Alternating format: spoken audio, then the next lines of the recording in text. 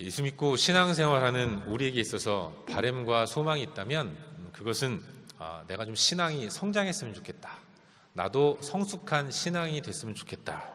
이런 생각이 아닐까 하는 생각이 듭니다. 나도 신앙이 좀 성장했으면 좋겠고 내 신앙도 다른 사람처럼 좀 월등하게 자랐으면 좋겠다. 이런 바램과 소망을 갖는 것이 예수 믿고 신앙생활하는 우리들의 모습이 아닌가 그런 생각을 해보게 돼요. 우린 다 그런 기대를 가지고 있죠. 여기 모인 우리들, 이 화창하고 아름다운 날씨, 요즘 정말로 날씨 좋지 않습니까? 이 화창하고 좋은 날, 골프를 치면 굉장히 잘 맞을 것 같고 낚싯대를 들이우면 그냥 던지는 족족 물고기가 잡혀올 것 같은데, 그럼에도 불구하고 이 좋은 날 다른 데 안 가고 이렇게 예배당에 나와서 주일 예배를 드리고 계신 여러분, 이 가운데는 주일뿐 아니라 수요일 날 수요 예배 나오시는 분들도 계실 것이고, 또 어떤 분들은 새벽마다 나와서 새벽 기도를 하시는 분들도 계실 텐데, 여러분, 그렇게 우리가 항상 예배당에 나와서 예배하고 말씀 듣고 기도하는 이유가 뭡니까? 그것은 다 신앙의 성장과 성숙을 이루고자 하는 바람이 있기 때문에 그런 거예요. 여러분, 우리 교회는 훈련 사역을 하는 교회입니다. 제자반, 사역자반, 또 전도폭발 훈련, 1대1 제자 양육, 여러 가지 성경대학까지 다양한 프로그램을 가지고 말씀을 가르치고 훈련하는 교회, 그런 교회가 우리 교회인데, 언젠가 어떤 분이 이런 말씀을 하시더라고요. 제자훈련 받고 계신 분이셨는데 제가 물어봤어요. 왜 집사님은 제자훈련에 들어오셨어요? 이랬더니 이분이 아주 재미있는 표현을 하셨습니다. 그분은 제자훈련이 이 비자로 비유하면 학생비자인 줄 알았다는 거예요. 근데 몇 주 지나면서 딱 파악한 게 이게 학생비자가 아니라 457 비자였구나, 이런 생각을 했다는 겁니다. 뭐 그렇게 시키는 일이 많은지 계속 끊임없이 주문한다는 겁니다.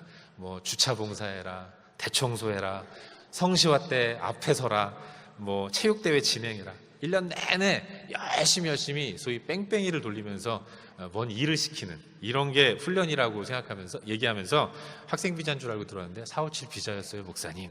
이런 얘기를 들은 기억이 있습니다. 여러분, 이분이 제자훈련을 학생비자라고 생각한 이유가 뭐겠습니까? 훈련을 잘 받아서 말씀을 더 열심히 배우고 은혜를 충만하게 받아서 더 성숙한, 지금보다 더 훌륭한 믿음의 사람, 신앙인이 되기를 소망하는 마음으로 제자훈련에 들어온 거죠. 이분이 학생비자인 줄 알고 들어왔다가 457 비자임을 확인하고, 그럼에도 불구하고 이 훈련을 그만두지 않고 계속 뺑뺑이를 돌면서 훈련을 계속해서 받았던 이유가 뭡니까? 그런 걸 통해서 더욱더 교회를 사랑하고 더 좋은 하나님 나라의 일꾼으로 세워지기를 원하는 기대감으로 계속해서 훈련을 받았다는 거죠. 대개가 다 그렇습니다. 신앙생활하는 우리는 어제보다 나은 오늘을 기대하고 오늘보다 더 나은 내일을 소망하면서 그렇게 매주마다 신앙생활을 하고 교회에 나와서 예배를 드리는 거죠. 우리의 소망은 신앙이 성숙하고 성장하는 것이라고 생각을 합니다. 그런 우리에게 있어서 성경에 나오는 믿음의 인물들, 성경 속에 나오는 위대한 하나님의 사람들, 하나님께 아름답게 쓰임받은 사람들, 이런 사람들은 그야말로 큰 바위 얼굴입니다. 우리 마음에 영웅으로 자리매김하는 거죠. 나도 그 사람처럼 되고 싶다. 그 믿음의 인물 같은 신앙을 갖고 싶다. 나도 성경 속 사람처럼 훌륭하게 하나님의 일을 감당하는 믿음의 사람이 되고 싶다. 이런 마음을 갖게 되는 겁니다. 그래서 이런 마음의 표현이 우리 자녀들 영어 이름 지어주는 데도 나타나잖아요. 다 이름 지으면 아브라함, 여호수아, 조슈아, 사무엘, 존, 피터, 여자는 데보라, 에스더, 다 이렇게 짓는 거 아닙니까? 아마 이 가운데도 내 이름 부르네 하는 분들도 많이 계실 거라는 생각이 들어요.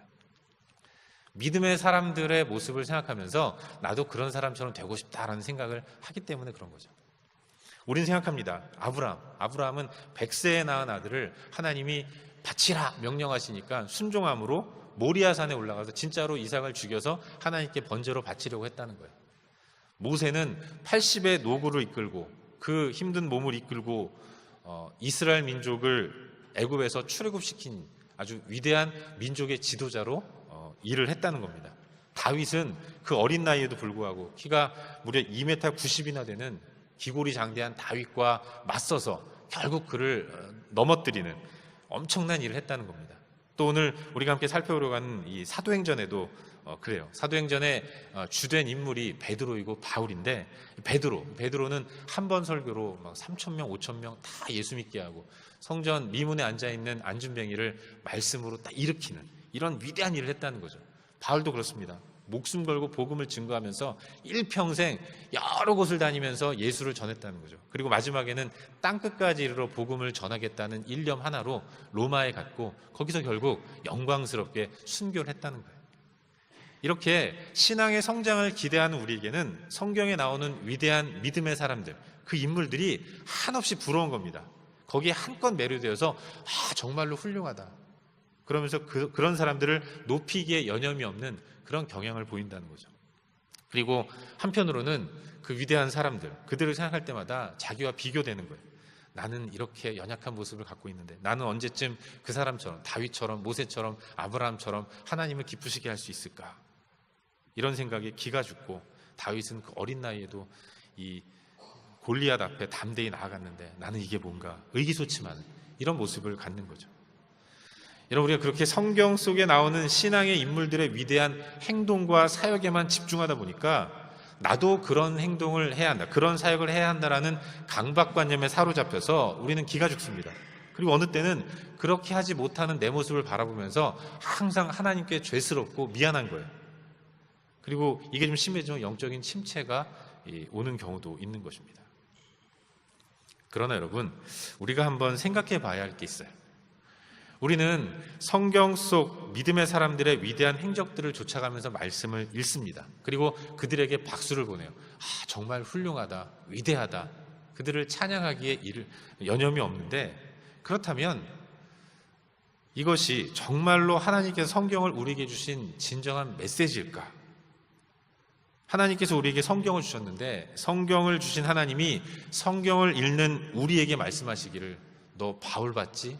너 베드로 봤지? 너도 그런 사람이 돼야 한다. 이런 말씀을 주시려고 이 성경을 우리 가운데 주셨을까? 하나님이 성경을 읽는 우리에게 너는 성경을 통해서 바울을 바라봐라, 베드로를 주목하고 아브라함을 주목해라, 이런 메시지를 주시려고 우리에게 이 성경을 주셨을까? 이런 생각을 해보게 되면 정말 그럴까? 그건 아닌 것 같은데 라는 생각을 하게 되는 거죠. 여러분, 사실 우리가 성경을 읽다 보면 성경 속에 나타난 위대한 인물들의 사역을 보면서 흥분하게 됩니다.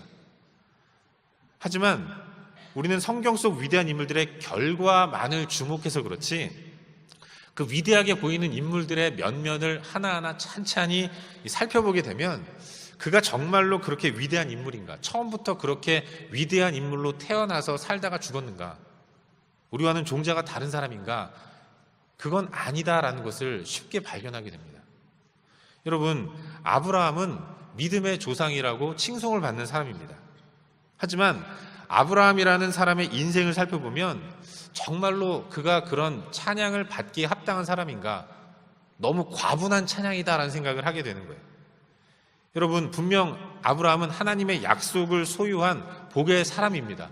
그럼에도 불구하고 그는 지금 당장 먹고 살 거 없다고 하나님께서 허락하신 약속의 땅을 쉽게, 가나안 땅을 쉽게 버리고 애굽으로 내려간 거예요. 먹고 살기 위해서 애굽으로 내려간 겁니다. 그곳에서 아내가 되게 이뻤나 봐요. 그래서 이 아내를 바로가 원하니까 첩으로 주려고 했습니다. 여동생이에요. 그러면서 아내로 주려고 했어요. 이게 한 분만이 아니지 않습니까? 전과가 있잖아요. 그라랑 아비멜렉에게 가서 똑같이 이 여인은 내 아내가 아니라 저의 여동생입니다. 그러면서 아내를 그 지역의 왕에게 첩으로 주려고 했던 그런 사람이 아브라함이었던 거예요. 사실 그런 거 생각하면 아브라함보다도 그런 아브라함을 그럼에도 불구하고 용서하고 받아주고 끝까지 살아준 사라가 더 위대한 사람이 아닌가, 그런 생각을 하게 되죠.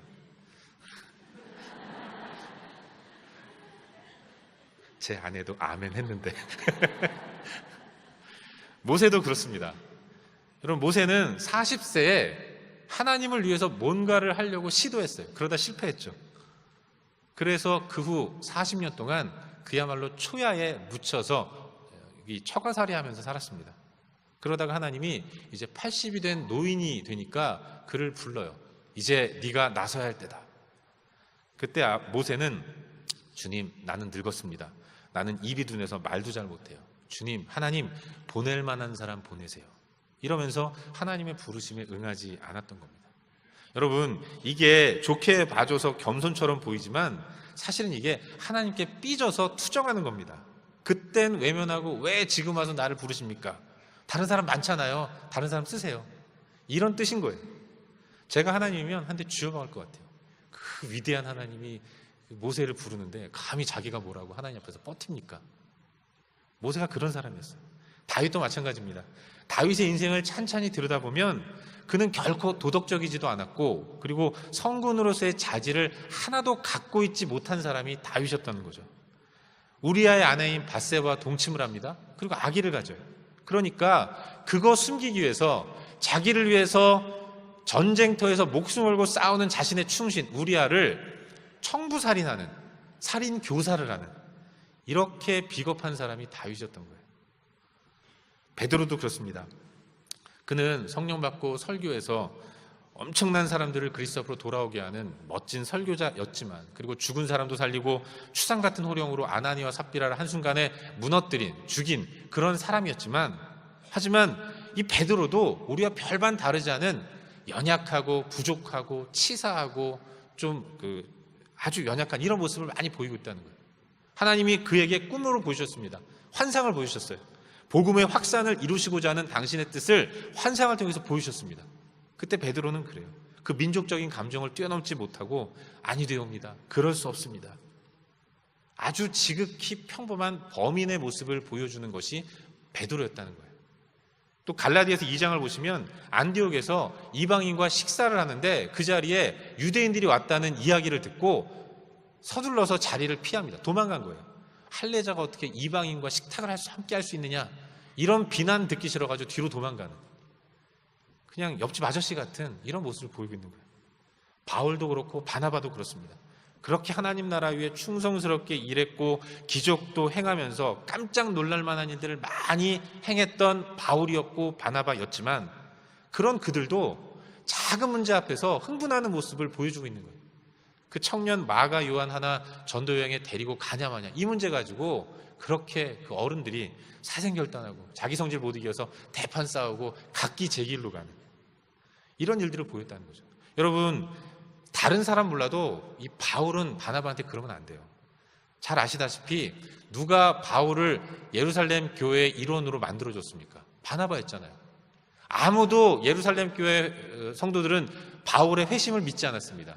그래서 늘 외로웠는데 그때 찾아가서 손을 잡아주었고 위대한 사도로서의 사역을 감당하도록 이끌어준 사람, 그게 바나바였고, 그래서 바울의 멘토는 바나바였던 것입니다. 그런데 그 멘토에게 이게 뭐 그렇게 대단한 일이라고 그냥 팔 걷어붙이면서 아득바득 대들면서, 이 바울 참 인격이 적었습니다. 우리와 전혀 다르지 않은 모습을 보여주고 있는 거죠. 여러분, 성경 속 인물들이 다 그렇습니다. 아담 이래로 죄성을 가진 모든 인간의 모습은 다 그렇게 연약하고 부족하고 보잘것없는 투성인 거죠. 그런데 하나님이 그런 죄성을 가진 연약한 사람들 높이고 칭송하기 위해서 이 성경을 우리에게 주셨을까? 그건 아니라는 겁니다. 결국 하나님이 우리에게 주목하도록 요구하는 것, 그건 따로 있는 것이고, 우리는 성경을 통해서 위대한 하나님의 일을 행한 바울, 베드로, 아브라함, 모세, 이런 사람을 바라보는 것이 아니라 이 성경을 통해서 우리는 그를 그렇게 만든 하나님, 여호와 하나님만을 발견하고 하나님만을 주목하는 그런 삶을 살아야 하는 겁니다. 성경을 통해서 우리는 위대한 아브라함, 뛰어난 다윗, 놀라운 베드로, 바울, 바나바, 그런 인물들에 주목하는 게 아니라 그런 평범한 범인들을 통해서도 당신의 뜻과 계획을, 역사를 이루어 가신 하나님, 그 하나님을 발견해야 하는 거죠. 사람을 주목하고 인간의 위대함을 찾아서 그들에게 존경과 박수와 찬양을 보내는 것이 아니라 그런 사람도 택하시고 다듬으셔서 사용하신 하나님의 열정과 열심, 우린 그걸 성경을 통해서 발견해야 하는 것입니다. 그리고 그런 관점에서 나를 한번 돌아봐야 돼요. 나도 연약하고 나도 부족하고 나도 보잘것없는 사람인데, 하나님이 아브라함도 그렇게 만드셔서 쓰셨고 모세도 그렇게 만들어서 사용하셨다면 나같이 연약한 사람도 붙드셔서 사용하실 수 있겠구나. 그런 가운데서 나를 그렇게 인도하실 전능하신 하나님, 나를 온전히 성장시키시고 성숙하게 하실 하나님, 그 하나님만을 바라보고 주목하는 가운데 모든 영광을 하나님께 올려드리는 삶의 모습, 그걸 가져야 한다는 거죠. 그런 맥락에서 오늘 본문을 살펴볼 필요가 있습니다. 사도행전 2장에는 성령 강림 후에 베드로가 전한 최초의 설교가 기록되어 있는데, 이 설교를 통해서, 이 설교의 결과로 41절 말씀 보면 그 말을 받은 사람들은 세례를 받음에 그날의 신도의 수가 3,000이나 더했더라, 이런 말씀이 기록되어 있어요. 3,000명이 다 주 앞으로 돌아오는 놀라운 역사가 일어나게 됐다는 거죠. 이 일로 인해서 우리는 이 성경을 읽는 가운데 능력 있는 사역자 베드로는 대단하구나, 설교 한 번에 3,000명을 회심시키는, 그러면서 베드로를 연호하는, 베드로에게 박수와 환호를 보내고 있는데, 이것에 대해서, 이 열매에 대해서 우리는 앞서 말씀드린 관점에서 다시 한번 살펴봐야 한다는 거예요. 사랑하는 여러분, 오늘 본문인 사도행전 2장은 베드로가 전한 설교입니다. 그런데 많은 사람들이 이 설교의 결과를 보고 이런 생각을 가져요. 이 베드로는 오순절 성령 강림을 통해서 능력을 받았다는 거죠. 위대한 능력을 갖고 능력받아서 설교하니까 한 번 설교로 3,000명이나 되는 엄청난 사람들이 회심하게 됐다. 여러분, 3,000명이면 굉장한 숫자 아닙니까? 우리 교회 주일날 어린 아이들로부터 시니어 어르신들까지 다 모이는 숫자가 3,000명이 좀 넘어요. 근데 베드로가 한 번 설교로 3,000명이 주 앞으로 돌아왔다는 겁니다. 52주 설교해 보세요. 새순교회가 52개가 생기는 겁니다. 이렇게 많은 인원이 베드로의 설교 한 번으로 주 앞으로 돌아왔다는 거예요. 그 이유가 뭔가? 베드로가 설교를 엄청나게 기가 막히게 잘했다는 거죠. 3,000명은 다 베드로의 설교를 듣고 회심한 사람들이다, 이런 생각을 갖는 거예요. 그러면 생각합니다. 특히 저 같은 목사들, 그래, 나도 능력을 받아야 돼. 나도 능력 받아서 설교하면 내 설교를 듣고 다 뒤집어지고 은혜를 받아서 3,000명까지는 아니더라도 한 300명쯤은 다 주 앞으로 돌아오겠지, 이런 생각을 하면서 능력 받으려고 주여 주여 외치면서 산에 한번 올라가서 소나무 하나 잡고 뿌리가 뽑혀질 때까지 막 기도하는, 이런 식으로 간다는 거예요. 내가 능력 받아서 그 일을 행하리라, 기어이 내가. 이 베드로의 설교를 보고 설교 이후에 나타난 열매를 보면서 대개의 사람들이, 저부터 시작해서 다 그런 다짐을 하고 그런 소망을 갖는다는 거예요. 그런데 여러분, 우리가 사도행전 2장을 유심히 살펴보면 이 설교의 내용을 가만히 들여다보면 이 설교에는 아주 중요한 특징이 하나 등장을 하는데, 처음 베드로는, 설교를 시작한 이 베드로는 처음부터 자기 입으로 행한 이 설교에서 사람의 마음을 움직이고 바꾸려는 설득을 의도하고 있지 않다는 겁니다. 그가 행한 이 설교의 내용, 이건 지극히 객관적이고 사실에 근거한 팩트만을 전달하는 내용이라는 것을 우리는 발견하게 되는 거예요. 2장 전체를 보시면 예수님이 승천하셨습니다. 그리고 승천하신 이후에 열흘 후에 성령이 임하셨어요. 주님이 승천하시면서 말씀하신 대로 너희들은 예루살렘을 떠나지 말고 그냥 남아있어라, 함께 있어라 라는 말씀을 듣고 한 120명이 마가의 다락방에 함께 있었습니다. 얼굴만 이렇게 보고 있는데 참 한심하고 딱하거든요. 예수 믿는다고 얘기하면은 무슨 일이 벌어질지 모르니까 이렇게 숨어있는 자신의 모습이 한심하고 딱해서 기도는 한 겁니다. 기도하는데 자신의 신세가 너무 한탄스러워서 그 기도가 뜨거워진 거예요. 그러는 가운데 뜨겁게 기도하는데 갑자기 하늘로부터 급하고 강한 바람 같은 소리가 나면서 불에 혀같이 갈라지는 것들이 각 심령 가운데 임한 겁니다. 드디어 약속하신 성령이 이 땅 가운데, 그 심령 가운데 임한 거예요. 그리고 성령이 임하시니까 제자들이 각기 다른 외국어로, 한 번도 가나안 땅을 벗어나 보지 못한 그 사도들이 외국어로 방언을 하는 겁니다. 이런 신비한 일들이 일어나게 된 거죠. 이 모습을 본 사람들이 깜짝 놀랐습니다.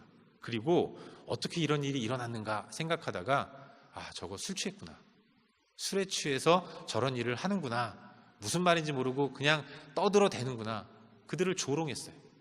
이 조롱이 가능한 이유가 이해가 되는 게, 이 시간이 제3시거든요. 제3시는 오전 9시를 얘기하는 겁니다.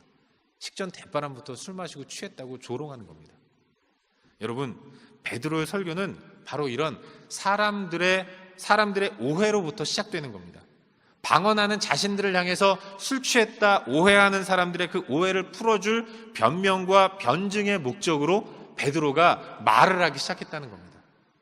먼저 그는 우리가 술 취한 게 아니다라고 얘기하고 있어요. 때는 제3시고 아침 9시인데 누가 식전 대바람부터 술을 마시고 취해 있겠느냐. 그러면서 이 일은 구약 요엘서의 예언이 이루어진 것이다. 우리가 그렇게 붙들고 믿고 따르는 생명처럼 여기는 구약의 예언의 말씀이 오늘 우리 가운데 이루어진 현상이다. 베드로가 이렇게 얘기하는 겁니다. 그리고 22절 이하로부터 예수 그리스도에 대해서 이스라엘 사람들에게 변론하고 변증하는 내용을 담고 있는 것이 베드로의 설교의 전부였던 거예요. 여러분, 베드로가 변증한 예수님은 어떤 분입니까? 그는 죽었다는 거예요.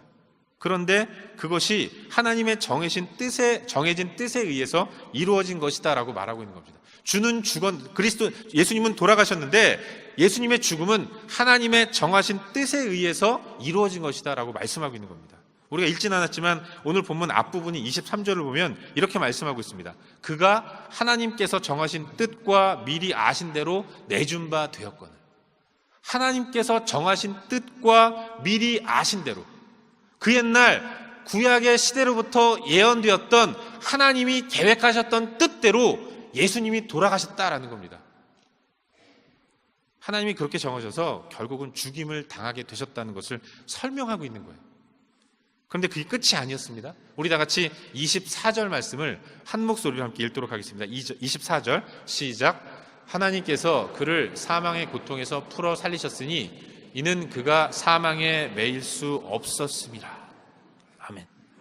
풀어 살리셨으니, 하나님께서 풀어 살리셨다는 거예요. 예수는 죽었는데 그 죽은 예수를 하나님께서 다시 살리셨다는 거예요. 사망의 고통에서 풀어 살리셨다는 거예요. 부활하셨다는 것을 베드로가 얘기하고 있는 겁니다. 그가 경험한, 그가 목격한, 죽은 모습을 목격했고 다시 살아난 것을 목격한 베드로가 자기가 눈으로 보고 목격한 그 사실을 모인 사람들에게, 너 술 취했지 조롱하는 사람들에게 담담하게 얘기하고 있는 겁니다. 주는 죽었다? 근데 그분 살아나셨어. 얘기하고 있는 거예요. 그리고 32절에 말씀하고 있습니다. 우리가 다 이 일의 증인이로다. 예수의 부활, 이 부활의 증인이 바로 나고 함께 기도하는, 너희들이 술 취했다고 조롱하는 이 사람들, 이 제자들, 이 사도들, 그게 다 예수가 죽었다가 부활한 이 사실에 대한 목격자이고 증인이다. 이 얘기를 하고 있는 거예요. 또 하나는 36절 말씀에서 부활하신 예수님을 하나님께서 온 땅의 주와 그리스도가 되게 하셨다라고 말씀하고 있어요. 우리 다 같이 36절 말씀을 한 목소리 읽도록 하겠습니다. 시작. 그런즉 이스라엘 온 집은 확실히 알지니 너희가 십자가에 못 박은 이 예수를 하나님이 주와 그리스도가 되게 하셨느니라. 아멘. 주와 그리스도가 되게 하셨느니라. 너희가 못 박아 죽인, 십자가에 못 박아 죽인 그 예수를 우리 하나님이 주와 그리스도가 되게 만들었다. 이게 베드로의 설교였어요. 어떻습니까? 보시는 바와 같이 베드로의 메시지는 굉장히 단순하고 심플합니다. 너희가 예수를 죽였다? 근데 그 죽임당한 예수가 살아나셨어. 하나님이 살아나신 그분을 주와 그리스도가 되도록 만드셨다. 이것뿐이라는 거예요. 이런 간단한 설교를 베드로가 하고 있습니다. 그런데 어떤 일이 벌어졌습니까? 37절을 보시면 그들이 찔림을 받았다라는 거예요. 있었던 일, 목격한 사실을 담담하게 이야기했습니다. 설득을 목적으로 하지 않았어요. 처음부터 그냥 있는 사실을 얘기했는데 그 말씀을 듣고 저들이 찔림을 받았다는 겁니다. 찔림을 받은 자들이 누굽니까? 예수를 죽여야 한다고 얘기했던 사람이에요. 저 신성모독하는, 저 버르장머리 없는 청년, 저건 죽어야 마땅해, 이렇게 고래고래 소리 지르던 사람들이 너희가 죽인 예수를 하나님이 살리셨다, 그분은 주와 그리스도다, 이 사실을 듣고 갑자기 마음의 변화가 일어나면서 찔림을 얻었다는 겁니다. 불과 며칠 전까지만 해도 예수 죽이라고 그렇게 고함을 지르고 소리 지르던 사람들이 갑자기 한순간에 마음 가운데 찔림을 얻는 이런 일, 이런 이해할 수 없는 일들이 일어나게 된 거예요. 그러면서 하는 말이 뭡니까? 우리 다 같이 37절 말씀을 한 목소리 읽도록 하겠습니다. 37절 시작. 그들이 이 말을 듣고 마음에 찔려 베드로와 다른 사도들에게 물어 이르되 형제들아 우리가 어찌할꼬 하거늘. 아멘. 형제들아 우리가 어찌할꼬 하거늘. 베드로의 이 진술 앞에서 마음의 찔림을 얻은 사람들, 그들이 하는 겁니다. 말하는 겁니다. 우리는 어떻게 해야 됩니까? 이때 베드로가 하는 얘기가 38절 이하의 말씀이에요. 회개하고 예수의 이름으로 세례를 받고 죄사함을 받아라. 그때 일어난 역사가 바로 이날의 신도의 수가 3,000이나 더하더라. 이런 역사였던 겁니다. 이것이 베드로의 설교의 전부였습니다. 사랑하는 여러분, 베드로의 메시지, 3,000명이나 돌아오는 놀라운 역사를 일으킨 이 베드로의 설교의 핵심은 아주 간단합니다. 예수는 죽었다. 죽었는데 다시 살아났다. 그분이 바로 주와 그리스도가 되게 하셨다. 이것밖에 없었던 거예요. 그런데 이 말을 듣고 사람들이 마음의 찔림을 받았다는 겁니다. 불과 며칠 전까지, 50일 전까지만 해도 죽어 마땅한 신성 모독 죄인이 죽었다고 생각하면서 당연하게 받아들였던 사람들이, 그런데 예수 믿으세요라는 설득의 내용도 아니었습니다. 이런 간단한 객관적인 팩트만 전하는 베드로의 이야기를 듣고 마음의 찔림을 갖게 되는 회개의 역사가 일어났다는 겁니다. 이런 간단한 내용, 이런 일들을 통해서 굉장히 커다란 180도 변하는 이런 일들이 일어났다는 거예요. 이게 어떻게 가능한 겁니까? 사실 이 말씀을 과거에 묵상하면서 시험에 들 뻔했습니다. 저는 아니 솔직히 이런 설교 이건 저도 하겠어요. 그런데 왜 제가 설교할 때는 3,000명은 그냥 30명도 회심하지 않는데 뭐 이런 내용을 듣고 3,000명이나 주 앞으로 돌아오나? 여러분, 어떻게 이런 일이 가능합니까? 이토록 간단하고 단순한 설교 한 번에 3,000명이 주 앞으로 돌아오는 회심의 역사가 일어났다는 것. 결국 이 일을 누가 했는가? 이 일이 베드로가 한 일인가? 아니라는 거죠. 이 일을 이루신 분은 하나님이신 거예요. 베드로가 이 일의 주인공이 아니라 3,000이나 돌아오는 이 역사의 실질적인 주체는 바로 하나님이라는 거예요. 우린 그걸 기억해야 하는 겁니다. 바로 그렇기 때문에 이 한 번 설교로 3,000명이 회심한 이 믿어지지 않는 역사를 보면서 우리가 박수를 치고 환호를 하고 흥분을 한다면 그 박수와 환호의 대상은 베드로가 아닌 하나님이 되셔야 하는 것이고, 베드로를 통해서 이 일을 행하신 하나님이 마땅히 영광을 받으셔야 한다는 사실, 우린 그걸 기억해야 하는 것이죠. 사랑하는 여러분, 어떻게 보면 우리는 이제 우리가 주목해야 할 대상을 바꿔야 합니다. 지금까지 우리가 성경 속에 나타난 위대한 믿음의 사람들, 그들의 주목하는 가운데 그들에게 박수를 보냈다면 우리는 이제 시선을 다른 곳으로 돌려야 합니다. 바로 하나님께 두어야 하는 거예요. 신앙생활의 전 영역 가운데서 우리가 주목해야 할 대상, 그것은 베드로가 아니라, 바울이 아니라 베드로를 사용하신 하나님, 바울을 사용하시고 아브라함을 사용하시고 모세를 사용하시고 사무엘을 사용하셨던 하나님, 그 성경 속 위대한 인물을 그렇게 위대하게 만들어서 위대한 하나님 당신의 일을 이루신 그 전능하신 하나님, 우리는 그 하나님께 우리의 시선을 고정하고 주님만을 주목하는 삶을 살아야 한다는 것이죠.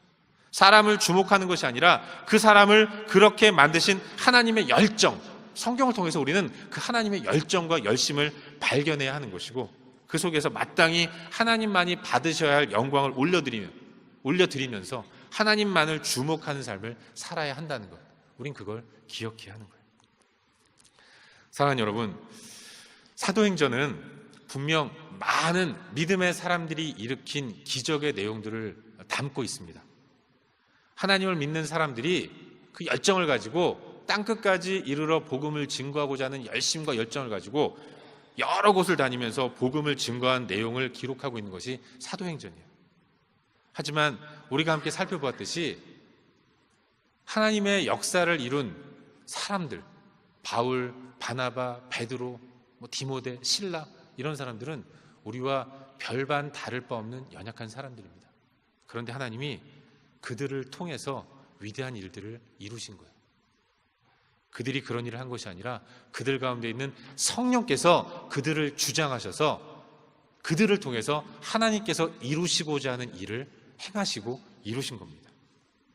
그런 의미에서 사도행전의 진정한 제목은 사도행전이 아니라 성령행전이고 하나님 행전이라고 말할 수 있습니다. 하나님이 처음부터 마지막까지 하나님 당신의 위대한 구속사적 역사들을 계획하시고 이루어가시는 것이기 때문에 이 책의 참된 제목은 성령 행전 2여야 맞고 하나님 행전 2라고 말해야 하는 것입니다. 그래야 옳은 거예요.